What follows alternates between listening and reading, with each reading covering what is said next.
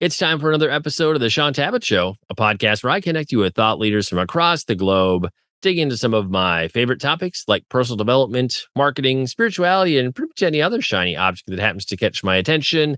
Today, my special guest is Stu Heinecke, and we're going to be talking about his brand new book, How to Grow Your Business Like a Weed, a complete excuse me, I'm going to try that one more time. How to Grow Your Business Like a Weed, a complete strategy for unstoppable growth. Stu, it's truly an honor to speak with you again. Welcome back to the show. Oh man, Shaun, great to join you once again. Yes, I always like bringing your new books to my audience. I feel like I always get stretched and I grow every time I read your books or talk to you. And so I'm eager to share that with my audience as well. It's been a number of years since we last spoke. So I'm going to kick this off likely the same place we did last time. And that's by asking you to share a bit of the Stu Heinecke origin story. So for somebody meeting you for the first time in our talk today, give them a little bit of context. What are a few things they should know about you? Hmm. I have a crazy background. I'm one of the Wall Street Journal cartoonists. I've written several books. I'm a Hall of Fame nominated marketer. My two books are they're kind of unusual. I mean, one of them is how to get a meeting with anyone. Kind of a brash title, but it actually works. I mean, if you can't get meetings, you can't sell, nothing happens in business, certainly, probably in life, if you can't get meetings with people. And that book turned out to be what was named one of the top 64 sales books of all time. So I'm pretty excited about that.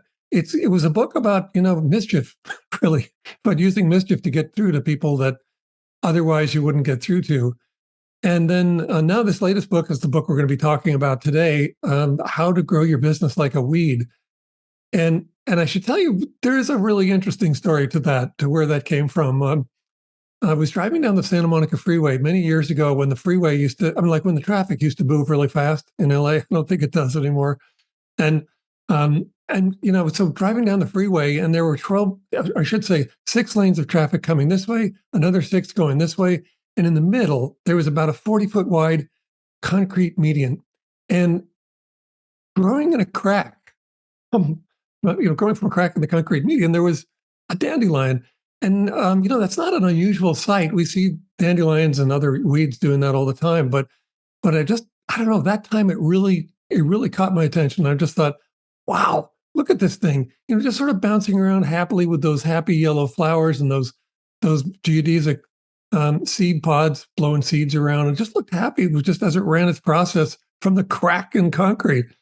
And I just thought, that's really impressive. And I can't imagine that weed is sitting there saying, well, this really sucks. I really saw myself as living at the beach, right? Like we would let those kinds of thoughts get in our way. It wasn't letting any of that get in the way. It was just running its process. And I think it was also significant that it wasn't, let's say, an apple tree or a petunia or something else growing out of the crack, because let's face it, those plants don't have what it takes to be a weed. So as I whizzed by them, that was a lot of thought for just like, oh, what was that? So as I drove by, but as I continued on, I was just thinking, what an incredible example for, I don't know, resilience and adaptability and persistence, and so all the great things that you need to be very successful in business. What an amazing example that set. And from that point on, I just thought, I hope I can live up to that example in my career and in my businesses.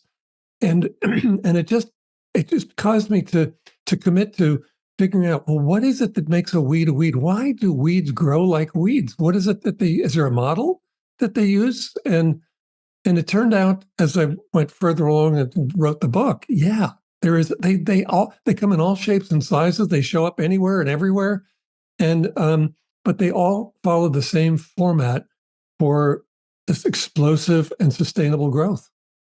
Wow, that was a lot for just driving by a weed on the freeway. I want to ask a little bit about kind of how that kind of simmered and your kind of your creation and research process. I want to just touch back on How to Get a Meeting with Anyone. I would rank that book up there with like Never Eat Alone or some of the foundational books I personally read just as I was coming up in the business space. And I think what I like about that, partly I think it relates back to as a guy who was in the tech space and software company space for about 11 years, where sort of hacker culture, social engineering was very valued by myself and all of my peers. I think just you come at things so out of the box and creatively and sideways and show us how to accomplish goals of making contacts with people in a way that was just very different from a lot of the traditional kind of broadcast models. It was like being very focused and intentional and specific. And so I'll say for me, ranks up there probably my top 5 foundational business reads Wow. of my career. In terms of just, so you drive by, you see a dandelion growing in the median. What did that look like for you for that to just kind of simmer? Did you write it down in a journal? Was that just kind of percolating in the back of your mind and you're like, this could be a book someday? How did that differ creatively from the 2 books tied to contact marketing or like research process wise of just thinking about a book? I'm just curious, what was the time frame you sat on this before it was time for a book to come about? You know, there's a lot to respond to there. And so, first of all, thank you. That's an amazing honor if it's one of your top 5 books. And I'm striving to write books that I wish I had when I was 20.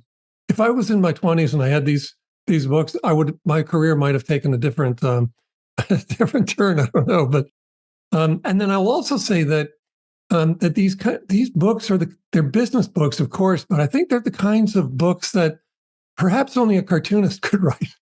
If that makes any sense, I'll help it make sense right now. If you look at what cartooning is about and what humor is about, it's about truth revealed in a twist. I mean, it's why when we laugh at something, we're always going, but before we can even finish laughing, we're going, oh my God, that's so true. And in fact, that's what's happening. Truth is being revealed in a twist. And so that's been very useful I've used cartoons in marketing most of my career. And I guess the thing is that there's this process that you go through when you create a cartoon, that what you're really creating is an insight. And it's an insight that is outside of, perhaps a little bit outside. It has to be a little bit outside. And that's where the twist comes from, sort of outside of the way that people would normally think of it. And so my books end up being constructed in probably the same way. I hope that helped make more sense. So for the weeds, I mean, I drove by the weed that day, and I've just been noticing them. I had been noticing them ever since, and I've been thinking, well, okay, well, if I'm going to be a weed, well, how do I do that? What are weeds doing? And who are great examples of people that act like weeds or have created weed-like growth in their businesses? And it all just, it just slowly gelled into maybe what you could call a cartoon, really, because it's almost what it is. Well, and I remember, goodness, a year and a half ago, I don't remember exactly when it was. I'd seen some interaction with you on social media talking about, hey, I'm working on this new book about weeds, and you're sharing some cover concepts and some different things. And I remember in my mind, like, how the heck is he going to pull off a book like this using weeds? I was so perplexed yet intrigued at the same time, mostly because, historically, we paint weeds in a negative light. They're an annoyance. There's something we have to work crazy hard to get rid of in our landscaping and in our yard. And you're kind of turning that on its head and being like, actually, there's a lot of positive things we can learn from weeds. And you and I had a conversation a number of months back, and we touched on it briefly before we started the interview. Just as you've been working on this project, you tapped into some amazing insights that I think even surprised you in the creation process of putting this book together. Just, I guess, talk to us a little bit about how kind of this out of the box understanding of weeds came about, and just how have you processed that? Because it is so out of the box. I'm amazed that you put this together. Oh, well, thank you. Well, I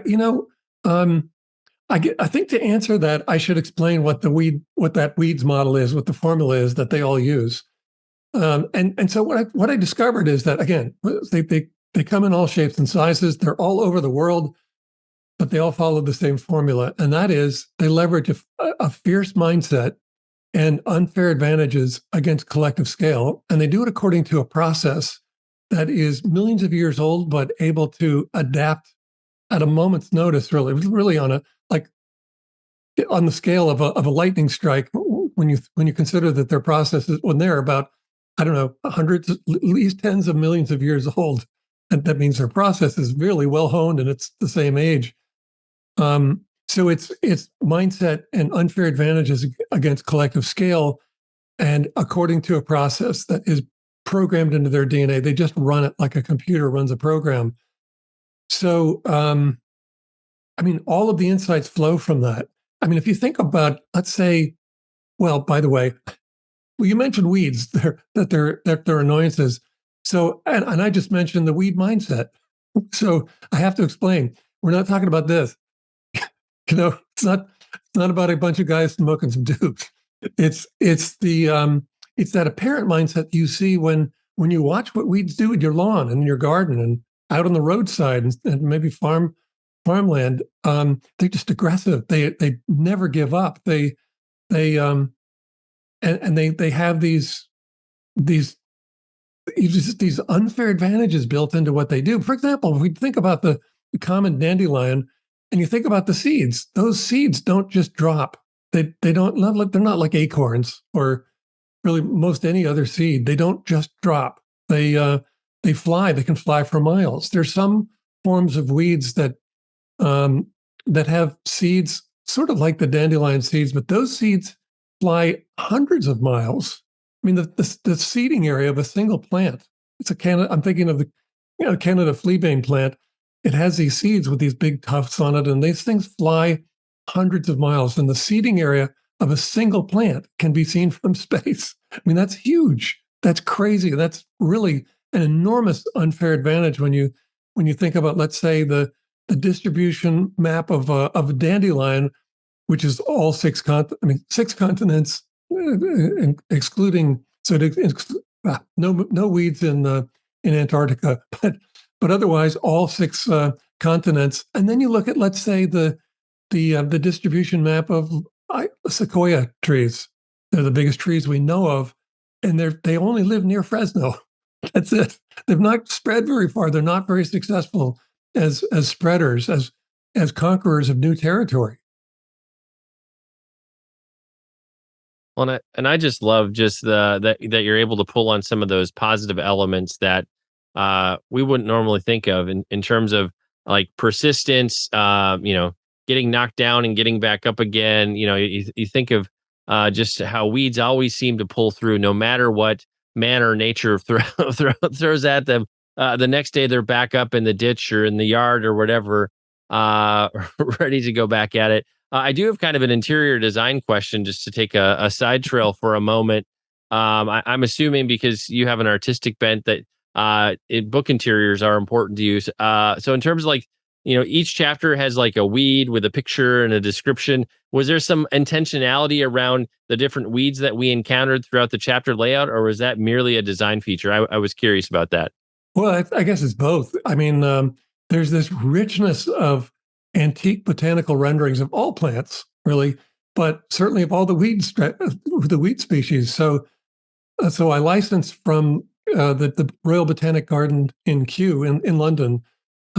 These old, they're really just these beautiful line art botanical renderings. So those had the start of each chapter, and each chapter starts with a specific weed, a specific weed species, and they're chosen for, I don't know, just various attributes. For example, there's a weed, a crazy weed called water hemp, and that one starts the chapter on seed strategy within the weeds model. So seeds are analogous to anything that causes people to become aware of us and form the intent to transact with us in some way. They might follow us on social media. They might become clients, whatever it is. We're spreading seeds, or I'm spreading seeds with you right now about the book. So that's a seed strategy, and so at the head of that chapter, I started it with water hemp. Dandelions pop out about, let's say, about 15,000 seeds over a 5 to 10 year lifespan. That's a lot of seeds. When we can see it, they're all over the place. But that's nothing compared to water hemp. Water hemp pops out as many as 4.8 million seeds. That's one of their great unfair advantages, is that those seeds, they're tiny and they just fall into the soil, and they're not going, that plant is not leaving. You're not going to get rid of that plant. That's a totally unfair advantage that it uses to take, there's many others that it uses, but that it uses to take over farmland. So yeah, throughout the book, great, a great opportunity to share these beautiful renderings of weeds, but also to highlight the various unfair advantages that each of them brings to their field. I just envision everybody who reads your book is going to start decorating their office space with different weed art just to give them some kind of inspiration as they continue to grow their business. In terms of the idea of weeds being disruptive, I think that's probably one of the probably more difficult things for people to step into is being willing to be like, I'm going to be disruptive. Because again, not unlike weeds, we think of being disruptive in a negative light, but how can we look at that as being a superpower, a special ability, an unfair advantage of just being willing to disrupt the status quo, maybe go against the grain, if you will? Well, I mean, among entrepreneurial circles, disruption is a prized attribute. It's, if you introduce a disruptive technology, then you may end up introducing a company like Uber or Airbnb or many others. So disruption is a very good thing. It makes me think back to Clayton Christensen's book, The Innovator's Dilemma. So if you're not familiar with it, it's a brilliant book, a seminal book about companies that were market leaders, just juggernauts in their markets, and they all were toppled by other technologies they were disruptive technologies. So, great example of that is Eastman Kodak. Remember them, the ones that used to make film? I guess they're still around, but they used to make film for cameras. We used to go to their kiosks and have them develop our pictures from our cameras. And the interesting thing is, a junior engineer, just somewhere in the bowels of the company, came up with the first example of, well, he invented digital photography, and they ignored it. Isn't that amazing? So digital photography obviously disrupted film photography, and it did it in a way. I mean, it's good for us as consumers because we got more immediate. We were able to see our pictures right away. We didn't have to pay to have them developed. They were right there in our camera, and we could manipulate them in Photoshop and other programs, and we all became much better photographers because of that. Well, if they had paid attention to that one innovation, then Eastman Kodak might still be on top, but they're certainly not. It's kind of surprising they're still in business. So that's the mess. I mean, that's the form of disruption that we're talking about. Sort of. We know that weeds are very aggressive about taking over territory. And in business, we have to do that as well. We've got to be very aggressive about that and urgent, and we've got to push forward, or we have no reason to be in business. If we don't have unfair advantages, we have no business being in business. I mean, these are just sort of basic building blocks. You're in competition. And so if you're in competition, you've got to compete ruthlessly. And that's part of what disruption is all about.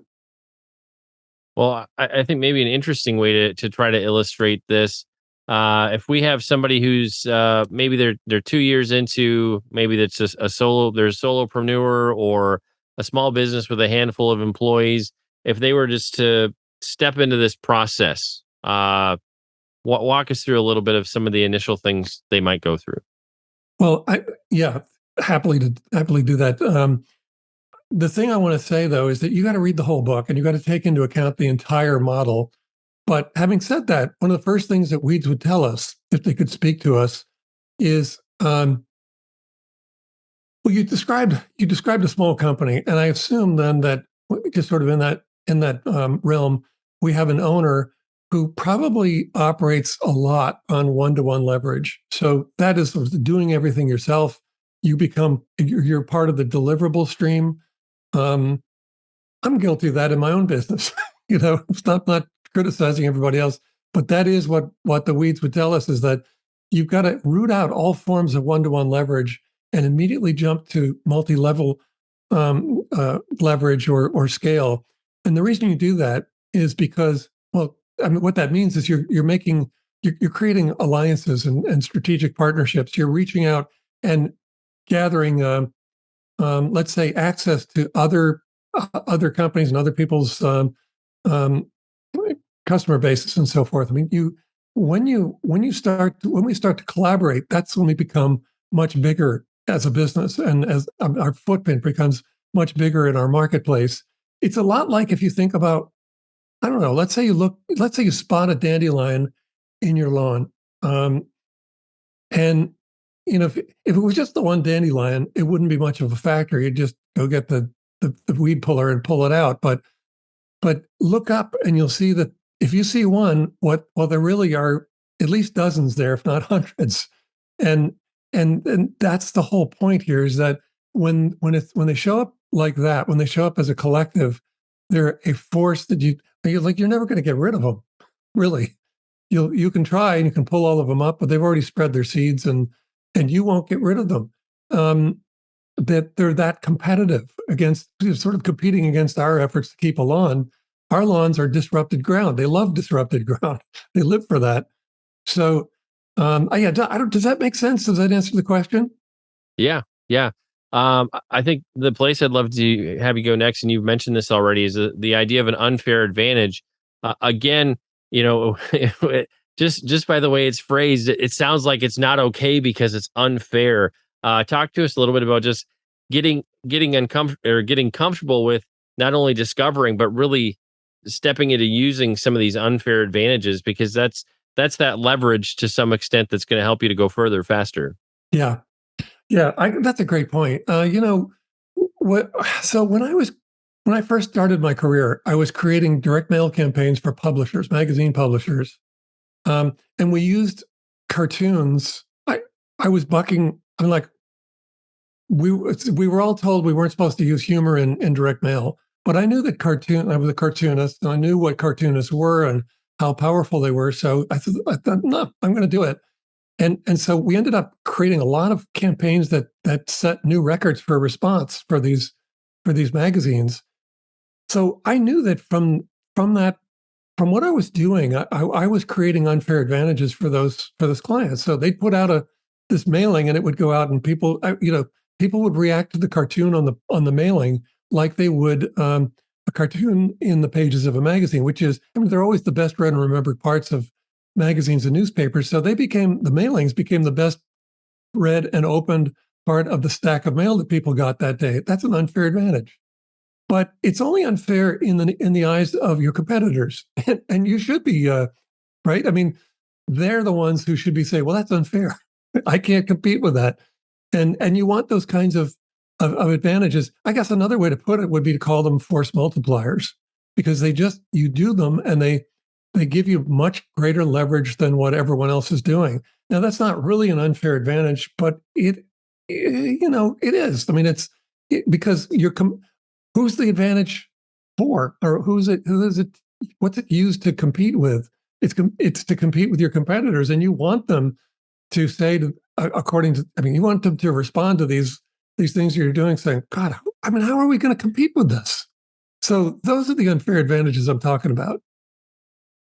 Yes, we've all been up against competition and feeling like they have all the advantage, and we've got nothing. It's time to try to turn those tables and get that force multiplier working for your advantage. In terms of people stepping into the process, they start making shifts in their business.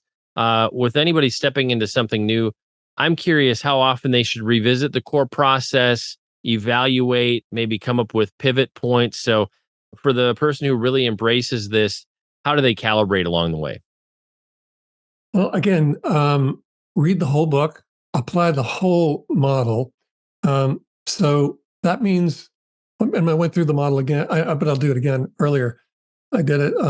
That there's a mindset adjustment. You need to become fierce. This is a fierce mindset. This is a very competitive mindset, but it's also an optimistic and happy and healthy mindset to put yourself into. And you need to be there because you need to be at your best. You need to be at the best possible form you can be.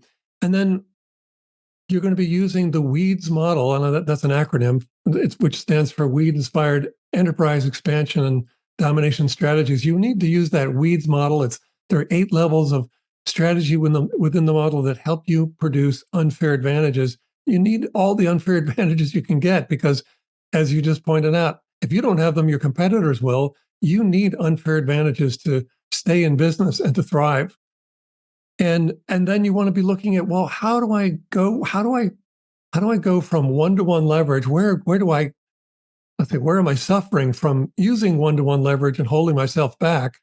And how can I root that out? How can I get rid of that? How can I start collaborating with others to create a bigger footprint in my marketplace and really a bigger business? And then that word process is really interesting because I'm a solopreneur and I've been that my whole life. And I've always felt I hate to say this about myself. It's like something someone else should say, but I am creative.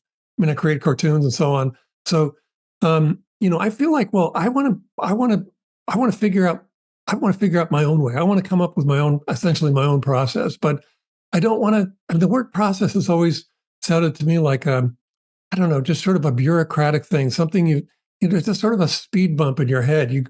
Oh gosh, now I got to sit down and watch these videos and read these manuals, and I'm going to have to memorize all these rules, and that's how I'm going to operate. Boy, that's the worst way I can think of to operate. But here's the thing the thing that I discovered about process in writing the book is I had it all wrong. Process is really how expertise and experience are gathered together and then mapped across the entire operation, the entire organization, so that the entire group acts as an expert. That's really valuable, but it becomes even more valuable. There are a lot of, if you talk to financial advisors who work with business owners, they'll tell you that they've had a lot of experience with owners that reach kind of like my age, and they start saying, "Okay, I want to cash in because I've been building this business my whole career, and I've been doing it with the idea that I'm going to, I'm going to cash in. I'm going to have a big liquidity event to sell my business." And they have this terrible burden that they've got to go through with these kinds of clients because they're saying, "Okay, do you have a recorded process? Do you have a team? But also, do you have a recorded process? Is there a process here that you can sell? I mean, it has to be part of what you sell." And if they don't have that, if they don't have a recorded process, then they don't have a business. That's what the advisors have to tell these people. Then what you've actually done is you've created the perfect job for yourself, but you can't sell a job. So, um, if you're going to be applying this, you need to apply all of those levels. And then, as I mentioned earlier, I think the first place to start changing the scale of your business, because I'm doing the same thing, is to look at scaling. I have a lot of great unfair advantages already. So how do I scale what I'm doing? Because everything I'm doing is really does suffer from one-to-one leverage. So how do I root that out? And I root that out by reaching out to the great thought leaders, sales thought leaders that I've been in touch with because I interviewed them for my meetings books, and I'm doing that now. And I'm saying, how do we we need to collaborate. So how do we bring, let's say, my big board campaign, or big board program that we use to get meetings? How do we bring that to your clients? And then let's set up a revenue share. But are you open to that? Can we do that? And they are open to it. So it expands your business right away. So I think that's probably the first step would be, after you read the book and take all of these things into account. I think the quickest way that you can grow your business is to start looking at how you can create those alliances. And I think that, whether you're a business owner, solopreneur, you've got a small company, or if you're just an influencer, there's a lot of influencers who, earn a living through their podcast and their live stream, and they've got sponsors and all kinds of things. And I could see this process and this book being just as applicable there. As a guy who ran call centers for a long time, recording processes and understanding your processes is critical for not only being able to teach others or pass something on to somebody else, but also to see where there are places where you could find more efficiencies, or that there's redundancies that you need to deal with and things that you need to clean up. And I love too how you just shared that this is something you're having to apply in your own life, and it's causing you to actually change how you're approaching your own business, regardless of what space a book is in, whether it's business, marketing, personal development, the faith space that I work in. I'm always excited when an author tells me that they actually put their own process that's in their book into practice in their own life and in their own business, because that tells me if you wrote the book and it's working for you to make a difference in your own life, that means it's going to be widely applicable to the audience and anybody who picks up that book as well. I guess if you had to paint a vision on the other, and you've kind of already answered this, but I always kind of like to move towards wrapping up in this space. Somebody puts in the time, they read the book. How is life going to look for them on the other side of the journey if they put all these things to work? Well, their business should grow. They should be recording a process so that it's something that they can sell if they want to sell, but certainly something that can operate without them, so they can take vacations and the business doesn't stop. You know, um, so I see a lot more autonomy, a lot of growth, a lot bigger footprint in your marketplace, probably other entries into other marketplaces if you offer something that's sort of a personal service. I see people productizing that so that it can be sold on a much broader basis. So everything becomes bigger. The scale changes of everything that you're doing, and I would say that I would expect that the business just goes straight up. Well, we'd all love to see that hockey stick kind of growth in anything that we're pursuing, business, hobby, or otherwise. Stu, in terms of people connecting with you, finding out more about what you do, finding out more about your books, where do we discover you on the web? Well, visit my author site for sure. If you go to stuheinecke.com, um, there's an offer for two free chapters of the how to grow your business like a weed. That's pretty cool. There's also cool merchandise. If you don't mind, I'll just show.